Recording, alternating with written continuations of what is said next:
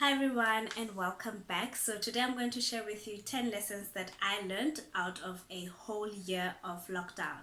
So if you're not in South Africa, 27 March marked one whole year since we had a lockdown. Of course, the lockdown had various stages, various levels, and the regulations were different. We are currently in a better space now. We appreciate that and we hope it stays that way. So the first lesson that I learned may seem to be a pretty obvious one, but it's that things can change over time. We get so attached to our lives the way that it is, and we never imagine that in a matter of 24 hours, everything that we are used to doing could be taken away from us. And that has made me really appreciate the moments that I have and to also plan, I guess, for things that we do not anticipate. The second lesson was really to create space that you love and enjoy. A lot of us spend quite a lot of time at work and we only come home to sit a little bit and sleep. Some people are very social, so even over the weekends they're not in their homes. But what we have learned from this lockdown is that you have to create a space that you are willing to exist in if you are not able to go outside. I do appreciate that circumstances are different from everyone. Some people have their own homes, others live with their friends and family, and that may inhibit just how far you can go with creating the space you love. But I do hope that wherever you are, you can find a corner or just your bed or your bedroom and create it into a space that gives you comfort, space where you can relax, and a space where you can just be yourself.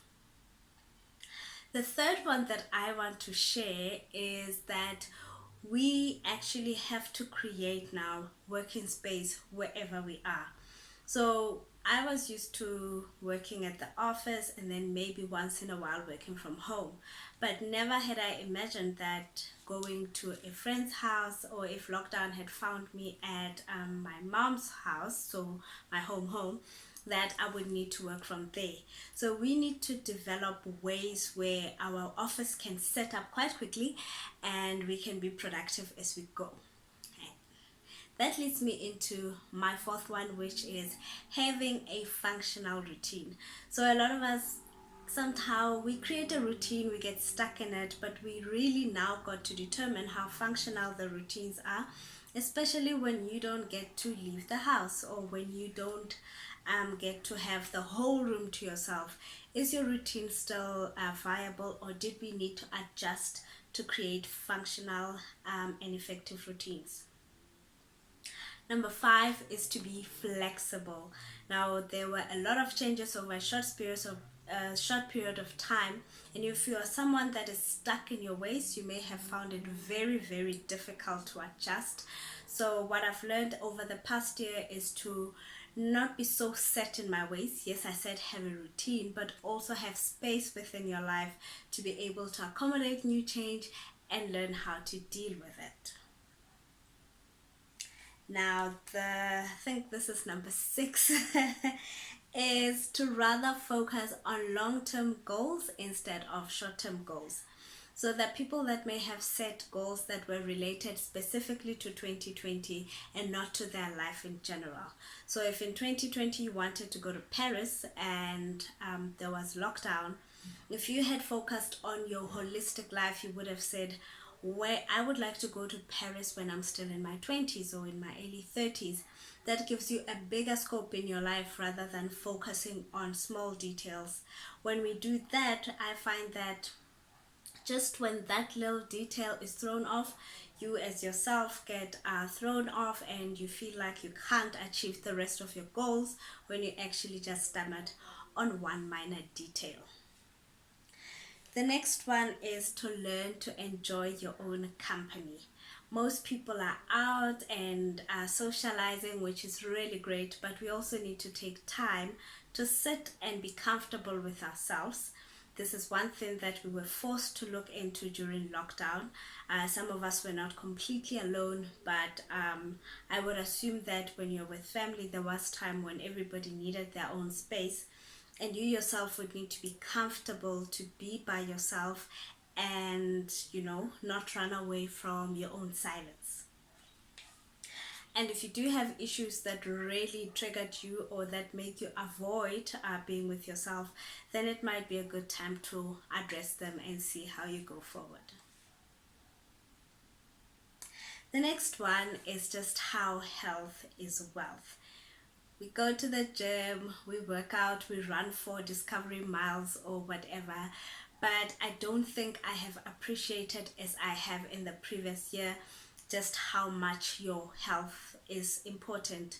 It is unfortunate that other people have health issues that they cannot control, but for as much as possible, I realize the value of eating well, of maintaining your body in a condition where it is able to fight off disease, and even if you do get an infection, that you have a better chance.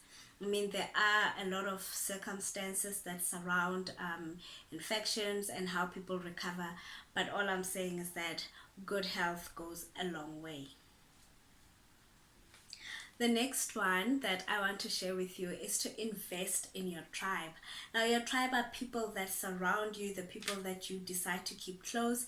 This can be some members of your family, your friends, your colleagues. And these are the people that you rely on for support. These are people that you rely on for encouragement.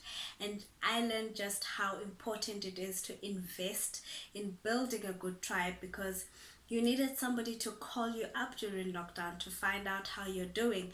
You needed people who would assist you in, let's say, if you are physically unable to do chores or to go shopping, then it would have been nice to have somebody to go do groceries for you, leave them at the door, or whichever safest protocol was available.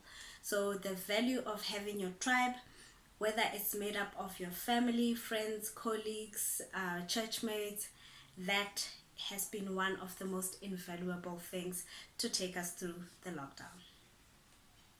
The last one is a plan for tomorrow and live for today. And that ties in with the first one where I say things can change overnight. So the best thing that I learned is that it really pays a lot to plan for tomorrow, at least for next month, for the next 6 months, because we never really know what can and will happen.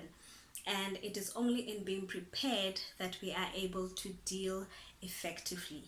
But also, taking into consideration that things may change overnight, it is also worthwhile to enjoy the days that you have. Celebrate time with your friends, your family, be more present in the moments that you share, and just enjoy life, because we never really know when circumstances will change and we will no longer have our life as we know it. So those are the 10 lessons that I took out of a whole year of lockdown. There are many more lessons that I would love to share, but I think these ones captured the essence of it all. I hope that you also got something out of the lockdown, and that if you had missed something, you picked them up from what I am sharing. And so feel free to share your lessons that you picked up in the comment section, and I will see you in the next video.